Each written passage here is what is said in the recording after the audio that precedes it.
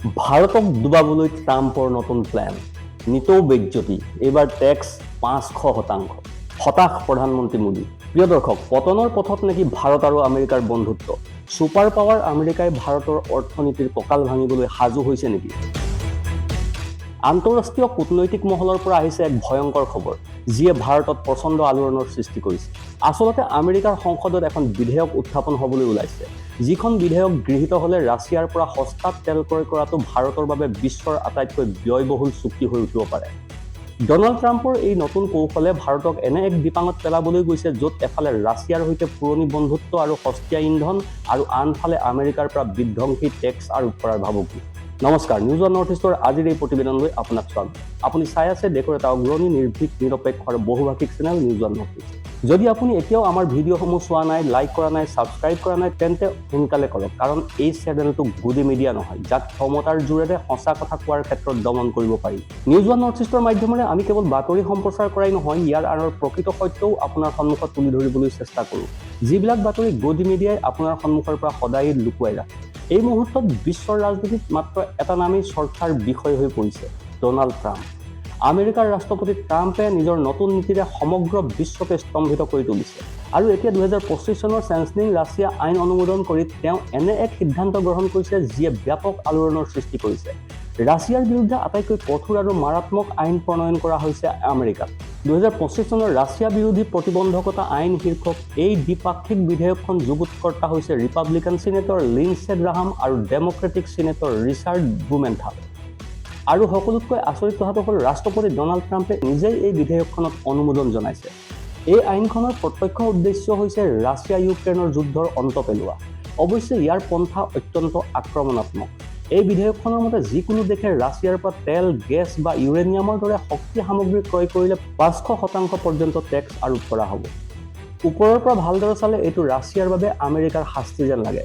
কিন্তু ভালদৰে লক্ষ্য কৰিলে আপুনি দেখা পাব যে ভাৰত আৰু চীনৰ দৰে প্ৰগতিশীল দেশসমূহৰ বাবে এক সাম্ভাৱ্য বিপদৰ কথা পোহৰলৈ আহে। প্ৰশ্ন হয়, ট্ৰাম্পে সঁচাকৈয়ে ৰাছিয়াক নিয়ন্ত্ৰণ কৰিব বিচাৰিছে নেকি? নে ভাৰতৰ আকাশলংঘী অৰ্থনীতি তেওঁৰ বাবে চিন্তাৰ বিষয় হৈ পৰিছে? আৰু ট্ৰাম্পৰ এই পদক্ষেপৰ লক্ষ্য ভাৰতৰ প্ৰগতি স্তব্ধ কৰা আৰু ভাৰতৰ ঊৰ্ধ্বমুখী অৰ্থনীতিক নমাই অনা নেকি? দেশৰ অৰ্থনীতিৰ পৰিমাপ কৰিব নোৱাৰা শ্বেয়াৰ বজাৰখনক দেশৰ অৰ্থনীতিৰ পৰিমাপক বুলি ক'ব নোৱাৰি।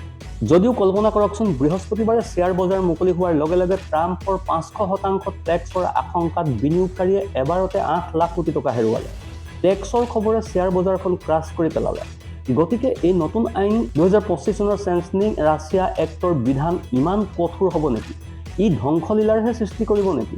যদি ট্ৰাম্পৰ এই বিধেয়কখন কাৰ্যকৰী কৰা হয়, তেন্তে সঁচা অৰ্থত ভাৰতৰ অৰ্থনীতি ধ্বংসলীলাত পৰিণত হ'বনে? যদি ৰাষ্ট্ৰপতি ট্ৰাম্পে বিশ্বাস কৰে যে ৰাছিয়াই শান্তি চুক্তিৰ আলোচনা কৰিবলৈ অনিচ্ছুক, তেন্তে তেওঁ ৰাছিয়াৰ সৈতে ব্যৱসায় কৰা সামগ্ৰীৰ মূল্যৰ ওপৰত ৫০০% টেক্স আৰোপ কৰিব পাৰে। ট্ৰাম্পে যুক্তি দিছে যে এয়া ইউক্ৰেইনৰ যুদ্ধ বন্ধ কৰাৰ এক মাধ্যম, কিন্তু ভাৰতৰ সৈতে তেওঁৰ আচৰণে বেলেগ ইংগিতহে প্ৰদান কৰিছে। ২০২৫ চনৰ আগষ্ট মাহত ট্ৰাম্পে ইতিমধ্যে ভাৰতীয় সামগ্ৰীৰ ওপৰত ২৫% অতিৰিক্ত কৰ আৰোপ কৰিছিল।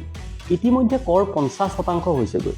ট্ৰাম্পে দাবী কৰিছিল যে প্ৰধানমন্ত্ৰী মোদীয়ে ৰাছিয়াৰ পৰা তেল ক্ৰয় নকৰাৰ প্ৰতিশ্ৰুতি দিছিল, যিটো ভাৰতে সম্পূৰ্ণৰূপে নাকচ কৰিছিল। এতিয়া ভাৰতে স্পষ্টকৈ উল্লেখ কৰিছে যে যদি সুৰক্ষাৰ বাবে ৰাছিয়াৰ পৰা তেলৰ প্ৰয়োজন, ট্ৰাম্পে অৱশ্যে এই প্ৰয়োজনীয়তাকে দুৰ্বলতা হিচাপে শোষণ কৰি টেক্সৰ খেল খেলিছে। ৰাছিয়াক পৃথক কৰাৰ নামত ভাৰত, ব্ৰাজিল, চীন আদি দেশক ভয় দেখুৱাইছে ট্ৰাম্প প্ৰশাসনে। কিন্তু বাস্তৱত আমেৰিকা নিজেই নিজৰ প্ৰয়োজনীয়তাৰ বাবে ৰাছিয়াৰ ওপৰত নিৰ্ভৰশীল। ভাৰতৰ বৈদেশিক মন্ত্ৰালয়ে আমেৰিকাৰ এই ভণ্ডামি মুকলিকৈ উদঙাই দিলে। সত্যটো হ'ল, আমেৰিকাৰ কোম্পানীসমূহে এতিয়াও নিজৰ পাৰমাণৱিক শক্তিৰ বাবে ৰাছিয়াৰ পৰা ইউৰেনিয়াম আৰু বৈদ্যুতিক বাহনৰ বাবে পেলেডিয়াম ক্ৰয় কৰি আছে। আপোনাৰ হয়তো মনত আছে যে শেহতীয়াকৈ যেতিয়া এজন ভাৰতীয় সাংবাদিকে ট্ৰাম্পক এই দ্বৈত নীতিৰ বিষয়ে প্ৰশ্ন কৰিছিল, তেতিয়া তেওঁ এই দ্বৈত নীতিৰ বিষয়ে একো নাজানে বুলি কৈছিল। ইয়াৰ পৰা স্পষ্টকৈ বুজা যায় যে নিয়ম কেৱল আনৰ বাবেহে, আমেৰিকাৰ বাবে নহয়। আমেৰিকাই যি বিচাৰে তাকে কৰিব। আৰু যিয়েই নহওক, ট্ৰাম্পৰ হতাশাৰ আঁৰৰ প্ৰকৃত ৰহস্য ভাৰতৰ অৰ্থনৈতিক তথ্যত নিহিত হৈ থাকিব পাৰে। এনে লাগে যেন ভাৰতৰ অগ্ৰগতিত ট্ৰাম্প সুখী নহয়, কাৰণ সমগ্ৰ বিশ্বই মন্দা অৱস্থা আৰু মুদ্ৰাস্ফীতিৰ সৈতে যুঁজি থকাৰ সময়তে ভাৰতৰ GDP বৃদ্ধি ২০২৫-২৬ চনৰ বাবে ৭.৪% হ'ব বুলি আশা কৰা হৈছে। ভাৰতে উৎপাদন ক্ষেত্ৰত ৭% জঁপিয়াই পৰিছে। মেক ইন ইণ্ডিয়া আৰু ডিজিটেল বিপ্লৱে ভাৰতক বিশ্বৰ যোগান শৃংখলত মহাশক্তি হিচাপে গঢ়ি তুলিছে। আমেৰিকাৰ মন্থৰ অৰ্থনীতিৰ সন্মুখত ভাৰতৰ এই উজ্জ্বল পৰিৱেশে হয়তো ট্ৰাম্পৰ আমেৰিকা ফাৰ্ষ্ট নীতিক আকৰ্ষণ কৰিব নোৱাৰিব। ভাৰতৰ এই অৰ্থনৈতিক অলৌকিকতাই ট্ৰাম্পৰ বাবে এক বৃহৎ প্ৰত্যাহ্বানৰ সৃষ্টি কৰিছে। আৰু সেইটো যেতিয়া ভাৰতৰ ওপৰত 50% টেক্স আৰোপ কৰা হৈছে আৰু দুটা ভিন্ন ত্ৰৈমাসিক বা ছমাহৰ বাবে প্ৰকাশ পোৱা অৰ্থনৈতিক বা GDPৰ পৰিসংখ্যা আশা কৰাতকৈও বেছি। ইয়াৰ ফলত ট্ৰাম্পক ভয়াৱহ আঘাত হানিছে।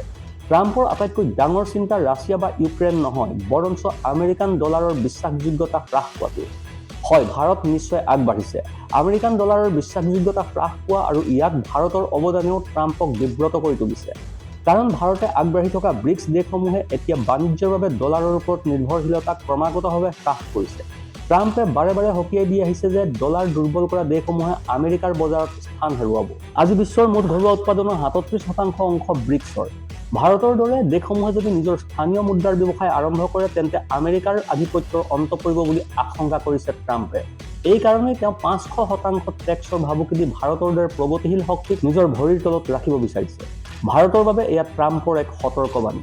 ইউক্ৰেইন যুদ্ধ আৰম্ভ হোৱাৰ পাছৰে পৰা ভাৰতে শক্তিৰ প্ৰয়োজনীয়তা পূৰণৰ বাবে ৰাছিয়াৰ পৰা অভিলেখ পৰিমাণৰ খাৰুৱা তেল ক্ৰয় কৰি আহিছে। ৰাছিয়াৰ এই সস্তীয়া তেলে ভাৰতীয় অৰ্থনীতিৰ বাবে মুদ্ৰাস্ফীতিৰ বিৰুদ্ধে ঢাল হিচাপে কাম কৰি আহিছে।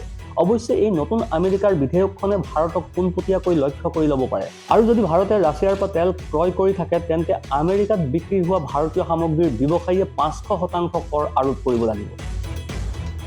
আমেৰিকাৰ সৈতে ভাৰতৰ বাণিজ্য সম্পূৰ্ণ স্তব্ধ হ'ব পাৰে। ভাৰতৰ বাণিজ্য নীতিত তেওঁ সম্পূৰ্ণ সুখী নহয় বুলি ইতিমধ্যে ট্ৰাম্পে ইংগিত দিছিল। আৰু এতিয়া এই নতুন বিধেয়কখনে তেওঁৰ উদ্দেশ্য আৰু অধিক স্পষ্ট কৰি তুলিছে। 500% টেক্স আৰোপ কৰাৰ লগে লগে ইয়াৰ অৰ্থ হ'ব যে ভাৰতীয় কোম্পানীসমূহে আমেৰিকাত সামগ্ৰী বিক্ৰী কৰাটো অত্যন্ত ব্যয়বহুল হৈ পৰিব। ভাৰতৰ ৰপ্তানি বজাৰত যথেষ্ট লোকচান হ'ব পাৰে। ভাৰতৰ যিবোৰ খণ্ডই আমেৰিকাক বস্ত্ৰ, ঔষধ, ষ্টীল, আভিযান্ত্ৰিক সামগ্ৰী বিক্ৰী কৰে সেইবোৰ খণ্ড আটাইতকৈ বেছি ক্ষতিগ্ৰস্ত হ'ব পাৰে। এই কাৰণে ইতিমধ্যে শ্বেয়াৰ বজাৰত বিনিয়োগকাৰী সতৰ্ক হৈ পৰিছে। ট্ৰাম্পে এই বিধেয়কত অনুমোদন জনাইছে যদিও আমেৰিকাৰ সংসদত এতিয়াও গৃহীত হোৱা নাই। অহা সপ্তাহত বিধেয়কখনৰ ওপৰত ভোটদান হোৱাৰ সম্ভাৱনা আছে। যদিহে আমেৰিকাৰ সংসদত বিধেয়কখন গৃহীত হয় তেন্তে অনাগত সপ্তাহত বিশ্বৰ বজাৰ আৰু অধিক উঠানমা হোৱাৰ সম্ভাৱনা আছে। ইয়াৰ প্ৰভাৱ ভাৰতৰ শ্বেয়াৰ বজাৰতো পৰিব পাৰে, যিটো যোৱাকালি স্পষ্ট হৈ পৰিল, বিশেষকৈ আমেৰিকালৈ ৰপ্তানি কৰা বা শক্তি আমদানিৰ ওপৰত নিৰ্ভৰশীল কোম্পানীসমূহৰ বাবে। এই মুহূৰ্তত পৰিস্থিতি সম্পূৰ্ণৰূপে স্পষ্ট হোৱা নাই যদিও আন্তঃৰাষ্ট্ৰীয় ৰাজনীতিৰ প্ৰভাৱ যে এতিয়া প্ৰত্যক্ষভাৱে বজাৰত প্ৰতিফলিত হৈছে সেয়া নিশ্চিত। কিন্তু ট্ৰাম্পে যি ধৰণে এই খেলখন খেলিছে, একেলগে একাধিক ফ্ৰণ্ট খুলিছে, সেইটোৱে প্ৰমাণ কৰিছে যে তেওঁ খৰখেদা কৰিছে। ট্ৰাম্প ৰৈ থাকিব নোৱাৰে। ট্ৰাম্পে অনুভৱ কৰিছে যে কেৱল ৰাছিয়াই নহয়, ৰাছিয়াৰ মিত্ৰ দেশসমূহ ভাৰত, ব্ৰাজিল, দক্ষিণ আফ্ৰিকা আৰু ব্ৰিক্স দেশসমূহো তেওঁৰ বাবে এতিয়া চকুৰ ফুটা, দাঁতৰ হুল হৈ পৰিছে। তলৰ কমেণ্ট ছেকশ্যনত আপোনাৰ মনৰ কথা শ্বেয়াৰ কৰিব, কাৰণ আপোনাৰ কণ্ঠই হৈছে আমাৰ মূল শক্তি। Bureau report, news on north east.